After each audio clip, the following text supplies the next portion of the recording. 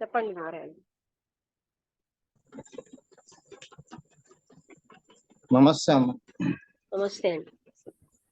ఆ రాకాడి బాబా గారి తర్వాత పూర్ణానంద స్వామి గొప్ప యోగికి గురువు అవుతారనమాట. అలా ఏంటవుతుందంటే మంత్ర జపం సాధన అనేది ఏంటి ఇచ్చే వాళ్ళని బట్టి పుచ్చుకునే వాళ్ళ యొక్క స్థాయిని బట్టి కూడా ఆ గొప్ప జ్ఞానాన్ని పొందేటువంటి సందర్భాలు మనకి ఇక్కడ మన నామజపం న్యూనతం కదా అనగానే అది గొప్పదా కాదా అనే తారతమ్యాలు చూడమని నీకు చెప్పలేదు, చెయ్యమని చెప్పానన్న. అంటే అది చెయ్యడం మానేసి ఇవన్నీ ఎందుకు? అదేనమ్మా. అంటే అర్థం అతన్ని చేయమండం అంటే అతనికి అది సూటబుల్ అన్నమాట. అలాగే తర్వాత ప్రశ్న ఏంటంటే 20 ఏళ్ళ యువకుడు ఒకడు వచ్చి ఆయనకి మళ్ళీ అంటే మొదట ఆత్మసిద్ధి ఎలా కలుగుతుంది అంటే అతను ఏమీ చెప్పలేదు. అప్పుడు మళ్ళీ వెళ్ళిపోతూ అడిగాడు, ఆత్మానుభూతి ఎట్లు, ఎవరి ఆత్మ కనిపెట్టు అన్నారు ఆయన. అంటే నేనెవరు కనుగొనవలసింది నీవే. అంటే ఇక్కడ చూడండి, ఆయన మళ్ళీ మళ్ళీ నేను వైపే డైరెక్ట్ చేశాడు. నేను ఎరుగను, ఆలోచించు, నేను ఎరుగనను అంటున్నది ఎవరు? చూసారా, నాకు తెలియదని అంటున్నది ఎవరు? ఎరుగంది ఏది? ఆ వాక్యంలో నేనెవరు, నాలోనొకరు, ఆ ఒకరెవరు, ఎవరిలో ఏదైనా శక్తి కావచ్చు, దాన్నే తెలుసుకో అన్నారు ఆయన మహర్షి. మళ్ళీ బ్రహ్మానుభవం ఎట్లు, నిన్ను నీవు తెలియక బ్రహ్మాన్ని తెలియగోరుతేమి? శాస్త్రాలు బ్రహ్మం సర్వమయం అన్నాయి, ఆ సర్వం నన్ను కలిపే కదా. ఆ నన్నులోని నేనును ముందు వెదుకు. బ్రహ్మాన్ని వెదికేందుకు కావలసిన వ్యవధి ఉంది. నేనెందుకు పుట్టినాను అని అడిగారు ఆయన. పుట్టినది ఎవరు? ఈ ప్రశ్నలన్నిటికీ బదులదే. అయితే నేనెవరు అంటే మహర్షి నవ్వుతూ, నీవు నన్ను పరీక్షించడానికి వచ్చావా, అడిగి తెలుసుకోవడానికా అంటూ. గాఢ నిద్రలో ఆత్మ దేహాన్ని వీడి మరెక్కడో ఉండిపోతుంది. అది దేహంలో మరల ప్రవేశించినప్పుడు నేను మేల్కొంటాను. అవునా? దేహాన్ని వీడిందెవరు? బహుశా ఏదో శక్తి. ఆ శక్తిని కనుక్కో. దేహాన్ని పాంచభౌతికమన్నారు. నిన్ను నేను తెలియని నీవు పంచభూతాలని తెలియకూడదేమి అని. తర్వాత మహర్షి, అబ్బాయి వెళ్ళిపోయాక బాగానే అయింది, అది పనిచేస్తుంది అన్నారు.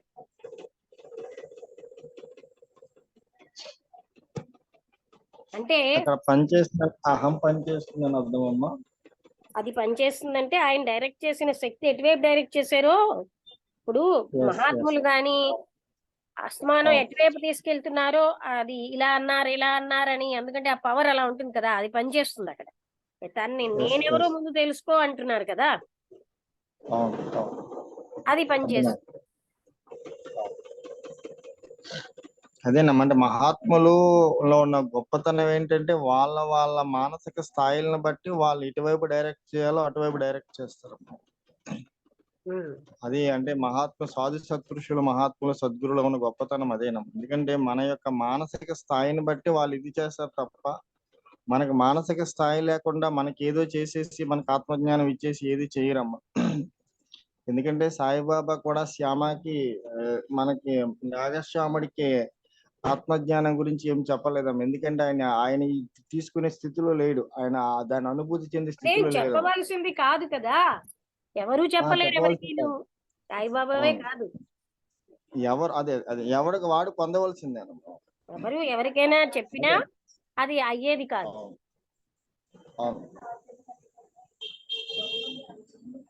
అయితే యువకుడు దగ్గర అంటే సంభాషణ, ఎందుకంటే ఈయనేదో తెలుసుకోవాలనేటువంటి తాపత్రయంతో ఈ బ్రహ్మం అంటే ఏంటి, లేకపోతే పంచభూతాలు ఇవన్నీ ఏంటి, దీని గురించి అడిగినప్పుడు ముందు మహర్షి ప్రతిదానికి ఏంటంటే నిన్ను నువ్వు తెలుసుకోకుండా నేనేదో బ్రహ్మం గురించి ఇంక దేని గురించి తెలుసుకోవడం లేదు. అలా ఏంటంటే అడిగినటువంటి క్వశ్చన్ మనం ఎప్పుడు కూడా మహాత్ముల్ని అడిగినప్పుడు మనకి చూడండి, మనకి భగవద్గీతలో 4వ అధ్యాయంలో 34వ శ్లోకంలో తద్విధి ప్రణిపాతైన పరిప్రశ్న సవయ ఉపదేక్షంతి జ్ఞాన నస్య దర్శన అని.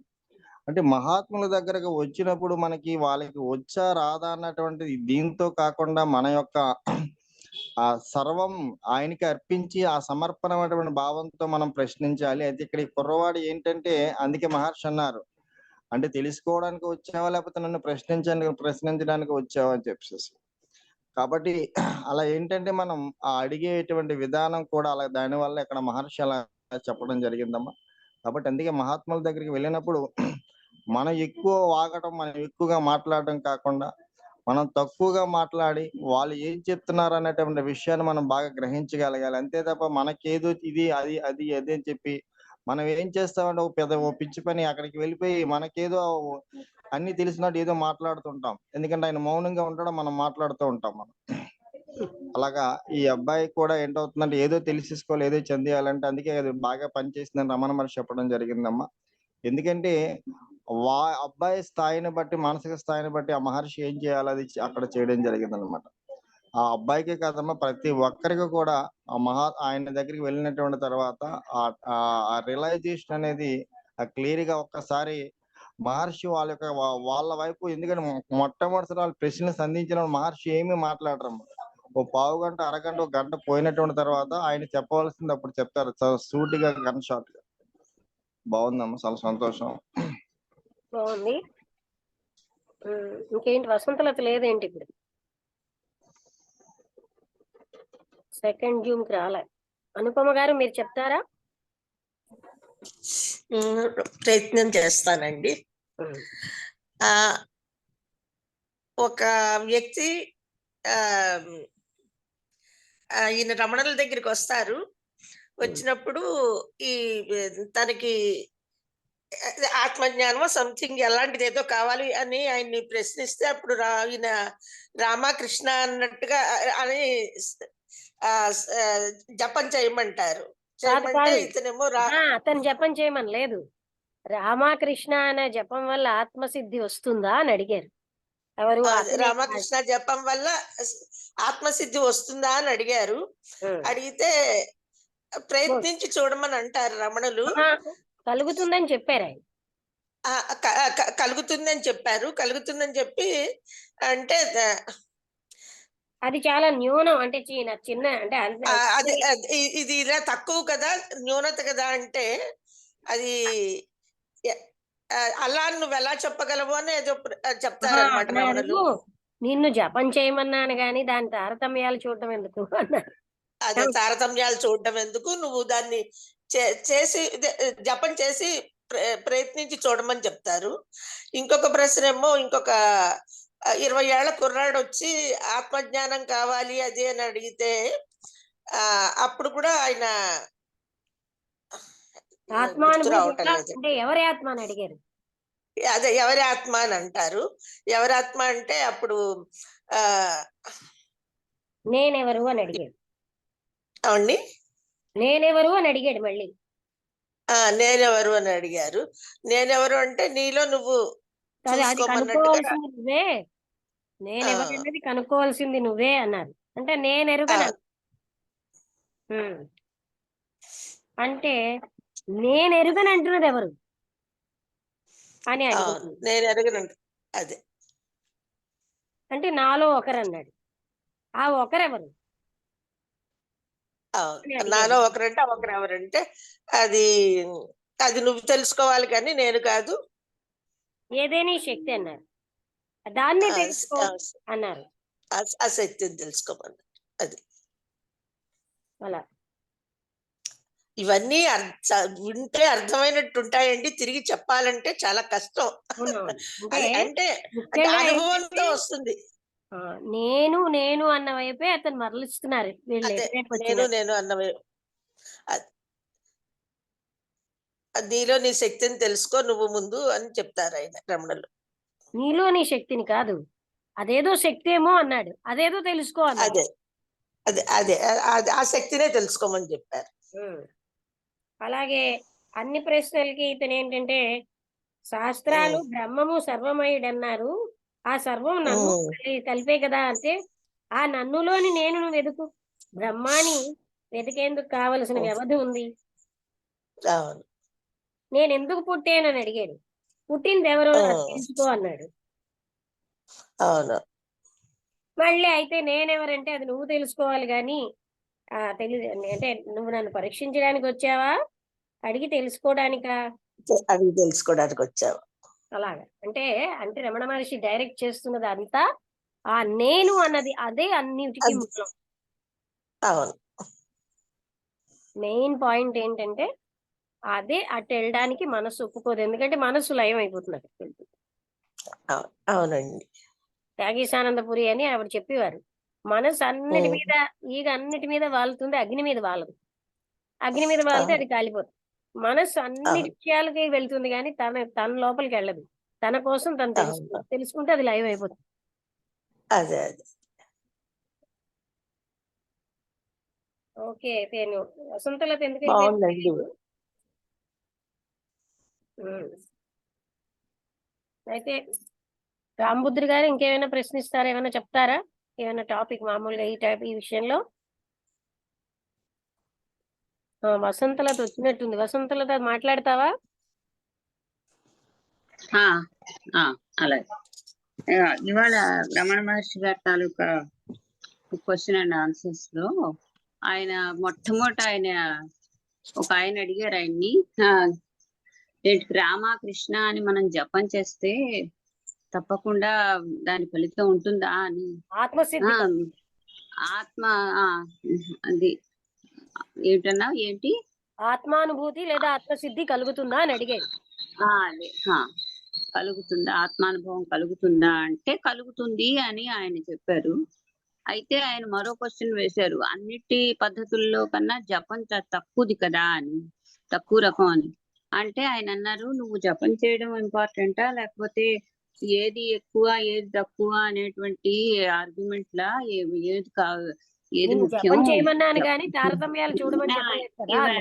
అదే ఇది ఎక్కువ అది తక్కువ, ఈ పద్ధతి గొప్పది ఆ పద్ధతి మంచిది కాదు, ఇలా అంటే తక్కువ ప్రాధాన్యత ఉన్నది అని అలాగే చెప్పవలసిన అవసరం ఏం లేదు, దాని గురించి ఆలోచించకు, జపం చేయడం మీద దృష్టి పెట్టు అని ఆయన చెప్పారు. ఇంకో క్వశ్చన్ అండ్ ఆన్సర్ లో ఒక 20 ఏళ్ల యువకుడు బ్రహ్మాన్ని ఎలా తెలుసుకోవడం అంటే ఆత్మానుభూతిని ఎలాగ తెలుసుకోవాలి అంటే ఎవరి ఆత్మ అని క్వశ్చన్ అడిగారు.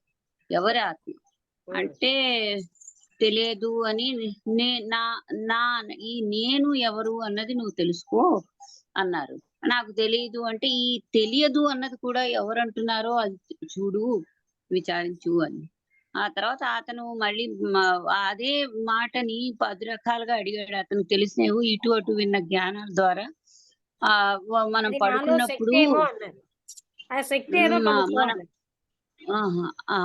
అదే పడుకున్నప్పుడు నాలో ఒక శక్తి వెళ్ళిపోతూ ఉంటుంది, ఆ తర్వాత లేచిన వెంటనే మళ్ళీ ఇంకో ఆ శక్తి నా బాడీలో ప్రవేశిస్తూ ఉంటుంది, అంటే ఆ శక్తి ఏదో కనుక్కో అని ఆయన అన్నారు.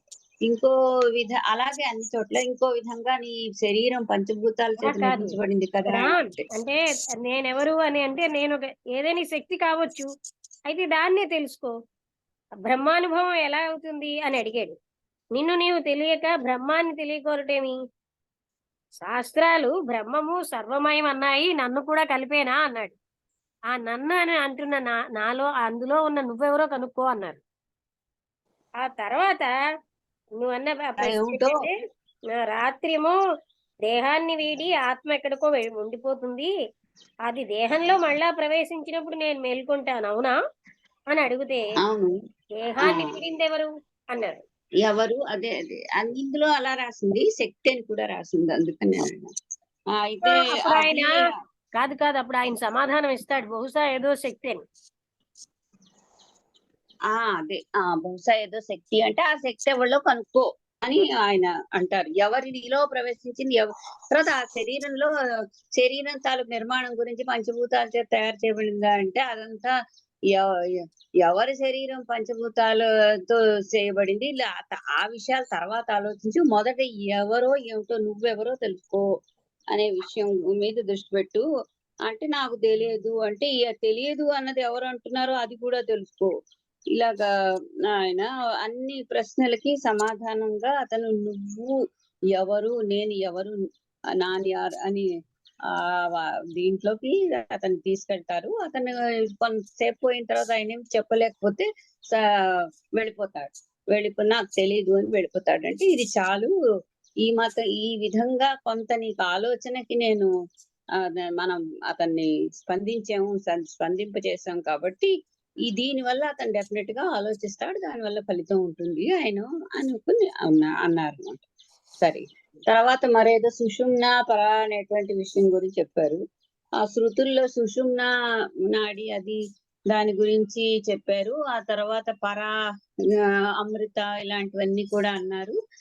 ఈ సుషుమ్న అనేది యోగానికి సంబంధమైనది, పర, అమృత ఇలాంటివన్నీ జ్ఞానానికి సంబంధించినవి అని ఆయన చెప్పారు. అందులో క్వశ్చన్ అండ్ ఆన్సర్ ఏం లేదు, మామూలుగా ఆయన మాట చెప్పారు.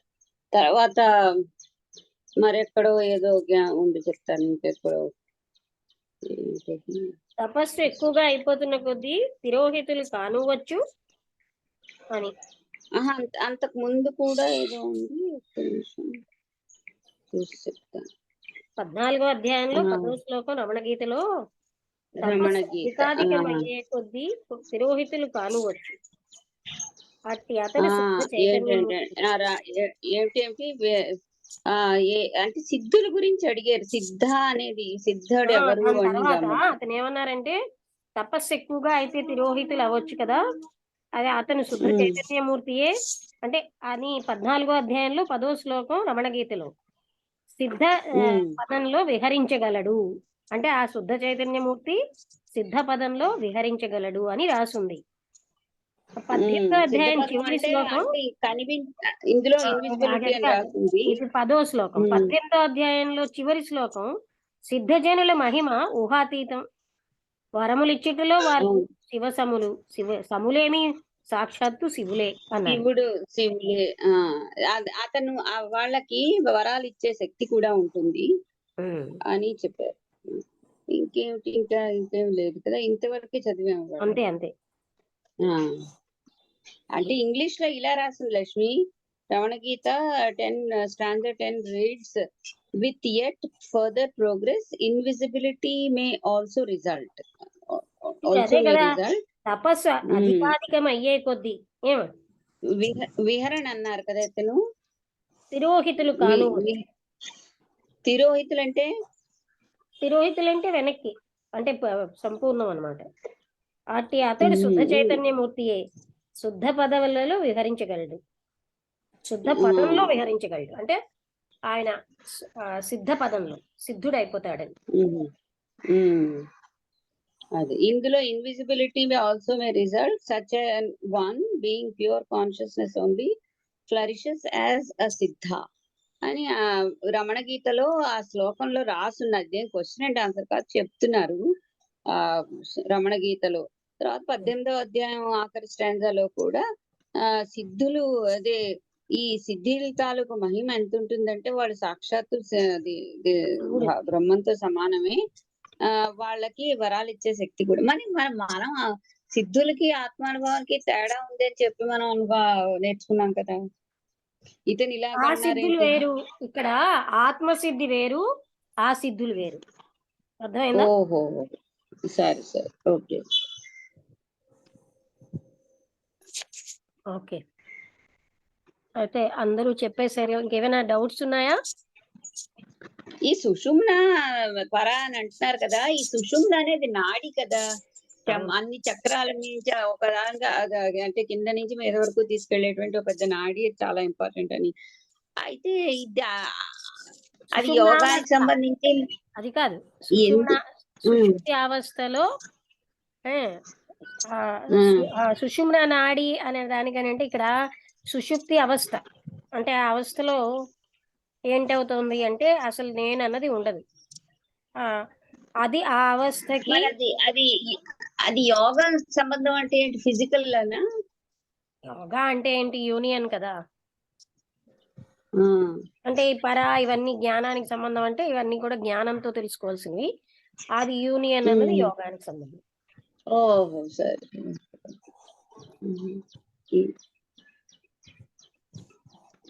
ఓకే, అయితే ముగించేద్దామా? మరి రాంబుద్ర గారు, నారాయణ గారు ఏమైనా చెప్తారా?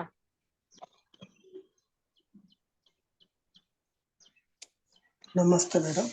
నమస్కారం. అదే నమస్తే. మేడం, అంటే ఎంత చెప్పినా అదే మీరు ఇందాక అన్నారు కదా మేడం, మనసు తనను తాను ఇది చేయడానికి ఒప్పుకోదు, ఎప్పుడు వేరే విధంగానే వెళ్ళిపోవడానికి ప్రయత్నం చేస్తుంది. అంతేకాకుండా ఒకసారి వినండి రాంబుద్ధుడు గారు, ఇప్పుడు మనసులో కొన్ని జాడ్యాలు ఉంటాయి. That I'm very great, I'm superior అనేవి కొన్ని మెంటల్ బ్లాక్లు ఉండిపోతాయి. అవునా కదా? అలాంటి టైంలో అవును మేడం. ఇప్పుడు మహర్షి లాంటి వాళ్ళు ఏది అంటే ముందు అది కనుక్కో అంటే అది కాదని ఇంకా కొంచెం జ్ఞానం ఉన్నట్టు అతను చెప్పడం మొదలెట్టాడు, ప్రశ్నలు అడుగుతున్నాడు. అందుకని ఆ మహర్షి ఎటు తీసుకెళ్ళినా మళ్ళీ అటే తీసుకెళ్తున్నాడు. అంటే ఆయన ఆ నేనెవరన్న దాని వైపే తీసుకెళ్తున్నారు.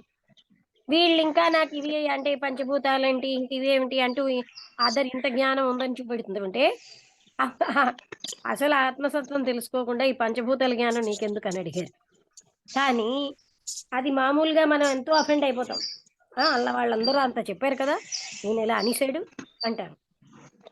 చెప్తే చెప్పొచ్చు, కానీ రియల్ ఆత్మజ్ఞానం ఏంటి అంటే ఆ నేను ఎవరు అన్నది తెలుసుకోవడానికే. కానీ మనస్సుకి మనకి వికారాలు ఉండిపోయి ఆ జాడ్యాలన్నీ ఐడెంటిఫై అయిపోతాం. దట్ ఐ ఐ ఐ మనం మాట్లాడేటప్పుడు ఎన్ని తీసుకున్నా that I know a lot, I am superior, నాకంటే అతిథులు ఎవరు లేరు, నాకు తెలుసున్న కంటే ఎక్కువ లేదు, నేను చాలా, ఇదంతా అహం అండి.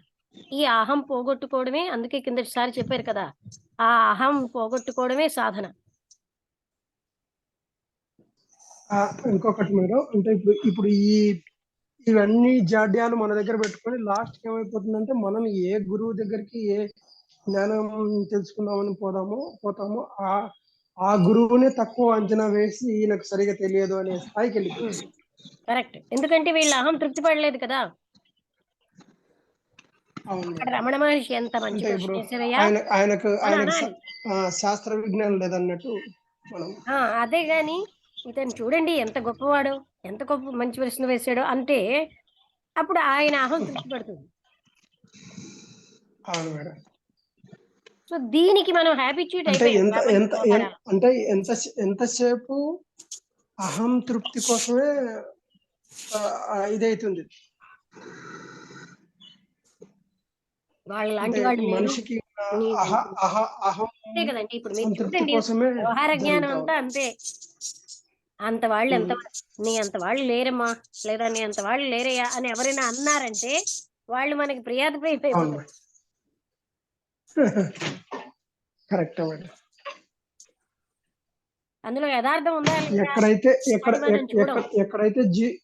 అవును మేడం, ఎక్కడైతే జీరో కావాలని అనుకునే స్థితి ఏదైతే ఉందో అక్కడ హీరో కావడానికి ప్రయత్నం చేయడమే ఇదంతా జరుగుతుంది. అసలు జీరో అవ్వాలని తెలియదు కదా. ముందు ఆధ్యాత్మిక సాధనలో ఎవరో రమణ మహర్షి, తర్వాత వీళ్ళందరూ కృష్ణమూర్తి గారు ఇలాంటి వాళ్ళు చెప్తున్నారు. కానీ ఆ నేను జీరో అవ్వాలన్నది ఎక్కడ మనకి క్లియర్ గా ఉంది చెప్పండి. నువ్వు వెళ్ళి అక్కడికి వెళ్ళి లలితా సహస్రం చెయ్యని ఒకరు చెప్తారు, వెళ్ళి ఇక్కడికి వెళ్ళి 1,000 సార్లు మరొకటి చెయ్యి అంటారు, అల్ల పుణ్యక్షేత్రానికి వెళ్ళి అంటారు. ఆ నేనెవరు తెలుసుకో అని చెప్పే జ్ఞానులు ఎంతమంది ఉన్నారు. Correct madam. ఇల్లి పూజలు చేయి, అల్ల హోమాలు చేయి, ఇవే చెప్తారు. అదే మరి, అంటే లౌకిక అహం పోయి ఆధ్యాత్మిక అహంలోకి దిగడమే అహం లేదు అక్కడ. మళ్ళీ అలాంటి మీరు ఆ మాట అనకండి. అక్కడ ఆధ్యాత్మిక అహం ఎక్కడుంది?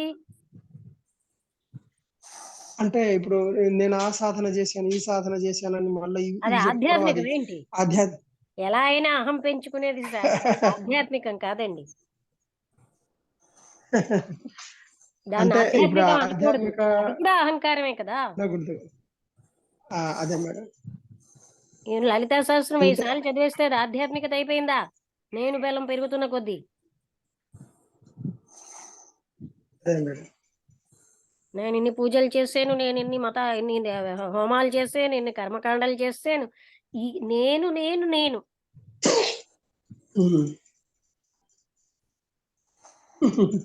నాకెంతొచ్చు, నాకంతొచ్చు. ఎప్పుడు మనం ఏ మాట ఎవరిని మనం చూసిన వాళ్ళు హైలైట్ అవడమే. ఆ హైలైట్ అయిన వాళ్ళని తగ్గించామనుకోండి, వాళ్ళకి కోపం వచ్చేస్తుంది. కారణం ఏంటి? మనసుతో ఐడెంటిఫై అయిపోతున్నాం, అహంతో ఐడెంటిఫై అయిపోతున్నాం. కానీ అలా తగ్గించగలిగే వాళ్ళు ఎవరు ఉంటారు? ఎవరో గాని ఆ సత్ చెప్పేవాళ్ళు ఉండరు. కరెక్ట్. తర్వాత వాళ్ళ అహాన్ని మనం దెబ్బ కొట్టేయమని చెప్పి కోపపడతారు కదా, అంత ధైర్యము అంత నిస్వార్థత ఎవరికో గాని ఉండవు కదా. రమణ మహర్షి కనుక అదంతా నీకేంటి ఆ గోల, ముందు నువ్వెవరో తెలుసుకోవడం పోయి అనగలిగారు. అవును మేడం. అందుకని అలాంటి సత్ జ్ఞానం చెప్పగలిగే వాళ్ళు చాలా అరుదు. ఇంకా కోపం వస్తే ఎవ్వరు అనలేదా? రమణ మహర్షి అన్నాడు అలాగా. ఇంతమంది అనలేదు. డెమోక్రటిక్ అనమాట, డెమోక్రసిక్ టెండెన్సీ. అతను ఒక్కడే అన్నాడు కనుక దానికి విలువ లేదు, మిగతా ఎంతో మంది అనలేదు కనుక వాటికి విలువ ఉంది. ఇలా ఆలోచిస్తుంది మనసు. ఒక ఆయన నా దగ్గరికి వచ్చి, మీరు ఒక్కరే ఇలా చెప్తారండి, ఎవ్వరు నన్ను అలా అనరు అంటుంటారు. ఎవ్వరు అనడానికి వాళ్ళకి తెలియాలి కదా.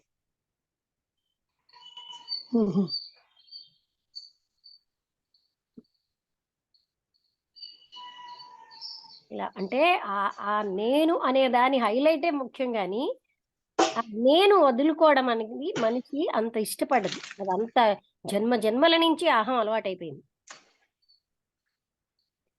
అసలు ఆ నేను మీద దృష్టి పెట్టడానికి ఆ మనసే రాని స్థితిలోకి వెళ్ళిపోతుంటారు కదా మేడం. వెళ్ళిపోతున్నాను అనేది స్పష్టంగా తెలిసిపోతుంటది.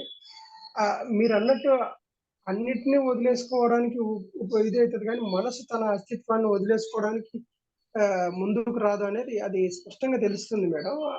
అంటే మరి ఆ మూఢత్వం వదులుకోవాలంటే ఎలాగని?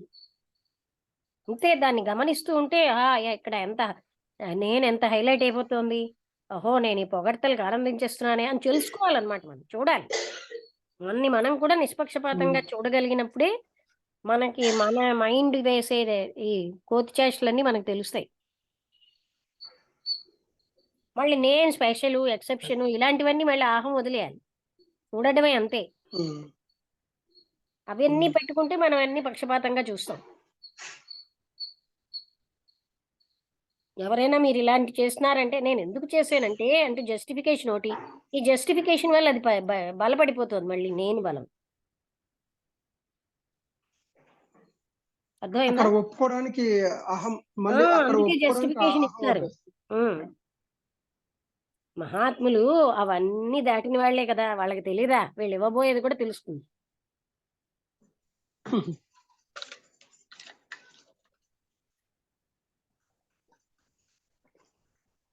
ఎందుకంటేనండి ఆ మనిషికి అహం అనేది ఎంత కోటి జన్మల నుంచి అలవాటైపోవడంతో అది వదలడమే చాలా కష్టమైన విషయం. అందుకే మీరు ఏంటంటే 5-6 రోజులు హోమం చేయొచ్చు, లేకపోతే అగ్నిలో మధ్యలో నిలబడి అంటే చుట్టూరా అగ్నులు పెట్టుకుని ఏమైనా చేయొచ్చు. అన్నిటికంటే మెయిన్ ఏంటంటే అహం వదలడమే కష్టమైన విషయం.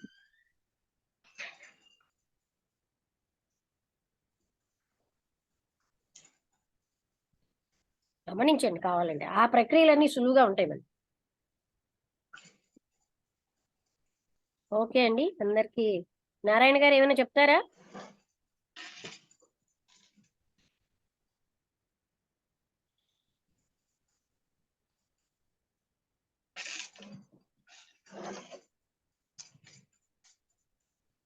నారాయణ గారు ఏమైనా మాట్లాడతారా?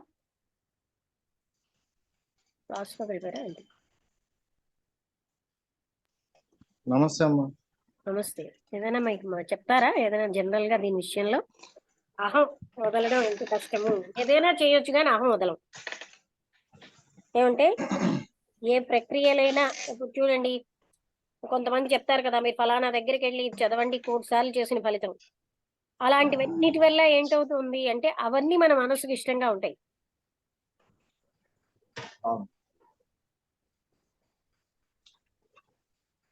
కానీ అహం వదలడమే చాలా కష్టమైన విషయం. అది చాలా జన్మల నుంచి అలవాటు అయిపోయింది. నేను గ్రేట్, నేను ఇంత, నేనంత. ఎంత ఎక్కువగా ఉంటే అంత హర్ట్ అవుతూ ఉంటారనమాట. దాంతో ఏంటంటే అహం విజృంభించేస్తుంది. ఇవన్నీ ఒక జన్మలో కాదు, మేము పుస్తకంలో అదే చదువుతున్నాం. ఈ త్యాగం అన్నది ఎన్నో జన్మల నుంచి వచ్చాక ఆ త్యాగం అనే దానికి అలవాటు అవుతాం. ఎంత త్యాగం అంటే ఆఖరికి తన్ను మించిన త్యాగం, థియోసఫీలో అదే చెప్తారు, తనని సంగతే పట్టించుకోని త్యాగం, ఆఖరికి మోక్షాన్ని త్యాగం, నిర్వాణ త్యాగం చేసేసి మహాత్ములందరూ మానవుల కోసం వచ్చారు. మనం కూడా అదే స్థితి చేయాలి.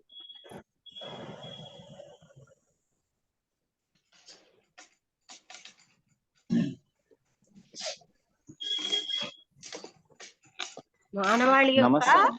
దుఃఖాన్ని చూసి ఒక కారుణ్యంతో వాళ్ళకి హెల్పింగ్ హ్యాండ్ ఇవ్వడానికి వీళ్ళు జన్మెత్తుతున్నారు. అంటే ఇప్పుడు త్యాగము అంటే అస్తిత్వం అనేది వదులుకోవడమే కదా మేడం? త్యాగం అంటే అక్కడ ఏంటంటేనండి, వాళ్ళ నిర్వాణ స్థితికి వెళ్ళిపోయి, అది ఏదైతే సుప్రీం అక్కడికి వెళ్ళిపోయాక మానవాళి యొక్క ఆక్రందనలు, బాధల్లో, అజ్ఞానంతో ఉన్న మానవాళి బాధల కోసం కారుణ్యం వల్ల వాళ్ళంతటి వాళ్ళు జన్మెత్తుతారు. అంటే వాళ్ళకి చాయిస్ తో వచ్చారు. అక్కడ ఆ పాయింట్ చెప్తున్నాను. అంటే అక్కడ ఏంటంటే ఒక మానవాళిలాగా జన్మెత్తి వాళ్ళతో పాటు ఉండి వాళ్ళకి జ్ఞానాన్ని మళ్ళీ వాళ్ళందరూ నిర్వాణ స్థితికి వెళ్ళేటట్టుగా చేయడానికి వస్తూ ఉంటారు జన్మెత్తడం వీళ్ళు. అంటే వాళ్ళకి హెల్ప్ చేయడానికి వస్తారు, మానవాళి బాధల్లో ఉన్న మానవాళికి సహాయం చేయడానికి తిరిగి జన్మెత్తుతూ ఉంటారు. అంతేగాని యాక్చువల్ గా జన్మ అనేది జన్మను ప్రారంభం వల్ల కాదు. వదిలించుకోవడానికి జన్మను వదిలించుకోవడానికి ఏ సాధనలు అయితే చేసి మోక్ష స్థితిని పొందుతారో, అంటే ఈ యొక్క జన్మ యొక్క కష్టాన్ని గుర్తించి ఇది వదిలించుకోవాలని చెప్పి ఏ మోక్షం కోసం అయితే ప్రయత్నం చేసి అది సాధించారో, అది సాధించిన తర్వాత కూడా వాళ్ళు అంటే అపారమైన కరుణతోటి, మానవుల మీద ప్రేమతోటి మళ్ళీ జన్మను తీసుకొని మళ్ళీ అదే ఏదైతే కష్టమని భావించి మోక్ష స్థితికి చేరుకున్న స్థితిలో కూడా మళ్ళీ అదే జన్మను వచ్చి మళ్ళీ మనల్ని ఉద్ధరించడానికి వస్తారు. అందుకని అది 5.5 బిలియన్ సంవత్సరాల నుంచి జన్మలు ఎత్తుతున్నట్టు. అంటే యుగాంతాలు అయిపోయినా తిరిగి మళ్ళీ జన్మ, ఎందుకంటే మానవాళిని అంత స్థితికి తీసుకెళ్ళాలి అనే భావంతో. అంటే ఆ నిర్వాణ సుఖాన్ని వదిలేసి అది అనంత ఆనంద స్థితి. అది అంటే మనం ఏంటంటే ఒక చిన్న త్యాగం చేయడానికి బాధపడతాం, అది అక్కడ త్యాగమే పరాకాష్ఠకి తీసుకెళ్తుంది మానవ జన్మలో. ఇతరులకు సాయం చేయడం, అందుకే హెల్ప్ అదర్స్ అని అంటారు. మరి ఈ ప్రపంచము ఇంకా ఈ యొక్క అంటే ఈ యొక్క భగవంతుని అస్తిత్వం తెలుసుకోవడానికి ప్రయత్నం చేయకపోగా ఇంకా దుర్భరం అయిపోతుంది కదా మేడం? ఆ స్థితిలో కూడా మహాత్ములు వస్తారా? అదే కదండి, అంటే కారుణ్యం ఉంటుంది కదా, వాళ్ళ అజ్ఞానం వల్ల కదా ఇలాంటి పనులు చేస్తున్నారు. జ్ఞానం ఉన్నవాడు డబ్బే ముఖ్యం అనుకోడు కదండి, ఆ డబ్బు ఎంతో అధర్మాలతో సంపాదించడం ముఖ్యం అనుకోడు, జ్ఞానం లేక కదా. అందుకనే జ్ఞానం నహి జ్ఞానేన సదృశం పవిత్రమిహ విద్యతే అని కృష్ణుడు కూడా చెప్పాడు. ఆ జ్ఞానం అన్నది వాళ్ళకి ఇవ్వడం అంటే ఒక హెల్పింగ్ హ్యాండ్ ఇచ్చి అలాంటి వాళ్ళని ఆ బురదలోంచి బయటకు లాగుతారు.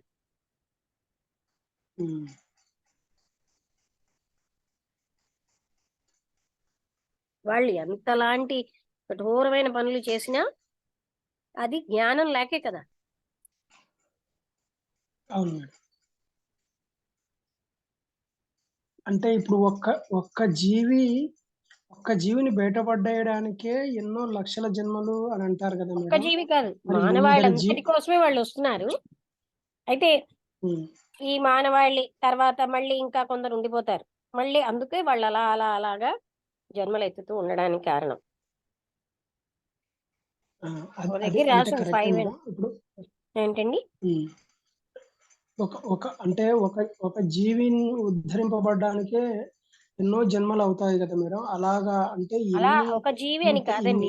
మహాత్ముల యొక్క ప్రణాళిక ఎలా ఉంటుంది, మానవాళ్ళందరూ ఒక యూనిట్. అందుకే ఒక్కడు పైకి వచ్చేసినా వాళ్ళు ఏమి ఆనందించరు. మానవాళ్ళంతా, ఇప్పుడు మన క్లాసులో పిల్లలందరూ పైకి రావాలని చూస్తాం, ఒక్కడి బాగా చదివేసినా మనం చాలదు, ఆనందించం. అంటే ఇప్పుడు ఆ పరమ గురువుల అంటే ప్రయత్నం ప్రతి జీవి మీద ఉంటుందా మేడం? అంటే ఈ ఈ సృష్టిలో ఉన్న జీవుల మీద? మానవాళ్ళంతా ఒక యూనిట్ అని చెప్తున్నాను కదా వాళ్ళకి. అమెరికా, రష్యా, ఉమ్, జపాన్, భారతదేశం ఇలా తేడాలు ఉండవు. మానవాళ్ళంతా వాళ్ళకి ఒక యూనిట్. ఉమ్, అదే థియాసఫీలో జాతి, మత, కుల, లింగ వివక్షత లేని విశ్వ మానవ సోదరత్వ కేంద్ర బిందువు స్థాపించడం అని ఫస్ట్ ఆబ్జెక్ట్.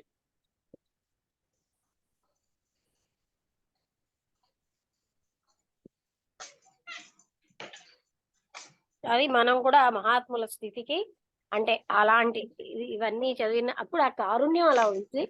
ఆటోమేటిక్ కొందరు అలా మనుషుల ఆక్రందన ఉన్నా ముందుకు వెళ్ళిపోతారు, కొందరు కారుణ్యం ఉన్న వాళ్ళు వెనక్కి వస్తారు. అది నిన్న కూడా మేము అదే చదివాం. మాస్టర్స్ అనే ఒక పుస్తకం రాశారు అనిబిసెంట్. ఒకవేళ అంటే అది చాలా హై అనమాట. నాకు అవకాశం ఉంటే ఆ పుస్తకం అక్కడ మేము అయిపోయాక తెస్తాను. అవుట్ సైడ్ అందరూ చదివే పుస్తకమే అది. అది మనం కూడా చూద్దాం మేడం. ఎవరైనా మనం చదవచ్చు. కూడా చదవడానికి ప్రయత్నం. అది అందరూ చదివే పుస్తకమే. అందుకే అది బయట అందరూ ఎవరైనా వచ్చినా వినొచ్చు అని చదువుతాం.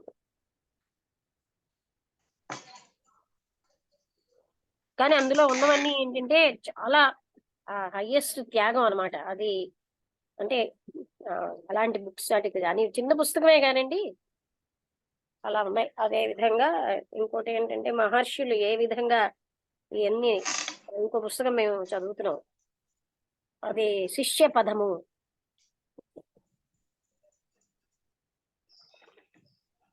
ఉమ్, ఓకే అయితేను అందులో కూడా చాలా చాలా అద్భుతమైన విషయాలు. ఆవిడ క్లేరా ఎం కార్డ్ అని, ఆవిడకి మహాత్ములతో కూడా సంబంధం ఉండేది. ఆవిడ రాశారనమాట. మన వాళ్ళందరూ కూడా భారతదేశంలోనే భారతీయులకే జ్ఞానం ఎక్కువ అని తీసుకుంటారు. అది కూడా ఒక రాంగ్ కాన్సెప్టే. అంటే అది కూడా ఒక ప్రిజుడిస్ మనకి. ఉమ్.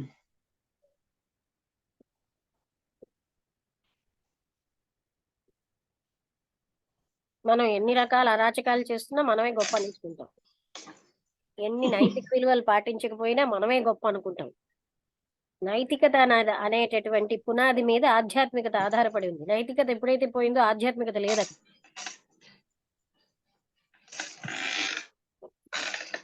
ఓకే అండి, అందరికీ నమస్కారం. ఇది అయిపోతుంది కూడా ఇంకా జూము. ఎంత 2 ఓకే మేడం. నిమిషాలు ఉంది. నమస్తే ఎవరైనా మేడం. మాట్లాడితే మాట్లాడండి. ఈ 2 మినిట్స్ తర్వాత ముగించేద్దాం. ఆధ్యాత్మికత నైతికత అన్న బిల్డింగ్ మీద, నైతికత అన్న పునాది మీదే ఉందండి. అయితే ఉట్టి నైతికత ఉంటే చాలదు.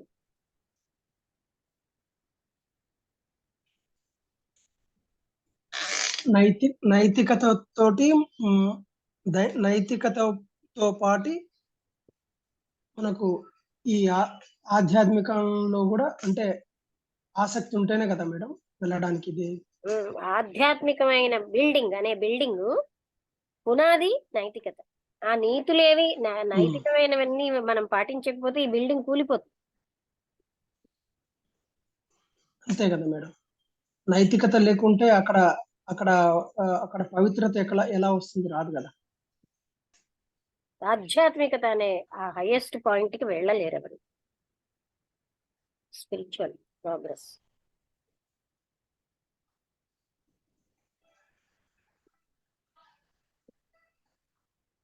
అంతే. అంటే ఇది అసిధార వ్రతం అంటారు. అంటే ఏంటి? ఎడ్జ్ ఆఫ్ ది నైఫ్ మీద నడవడం ఎలాగో ఆధ్యాత్మిక మార్గం అలాంటి. అంత అటెన్షన్ అవసరం. ప్రతి క్షణం attention, moment to moment attention ఉండాలి కదా. తర్వాత ఇంకోటి, ఎప్పుడైనా మనం మరొకసారి బిలీఫ్ అని చదువుదాం. నమ్మకం ఉంటే సరిపోతుంది అనుకుంటాం కదా. నమ్మకం వల్ల ఏం జరుగుతుంది, నమ్మకం వల్ల మనకి ఎన్ని అనర్థాలు అవుతున్నాయి.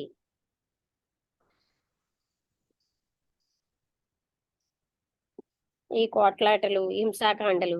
భగవంతుడి మీద నాకు నమ్మకం ఉందంటారు, వాళ్ళు ఎన్ని హత్యలు చేస్తారు చెప్పండి.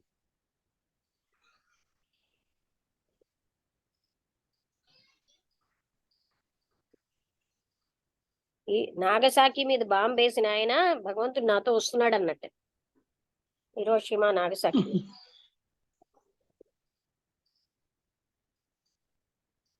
చంపడానికి ప్రయత్నం చేసేవాడు కూడా భగవంతుని నమ్ముకునే చేస్తున్నాడు.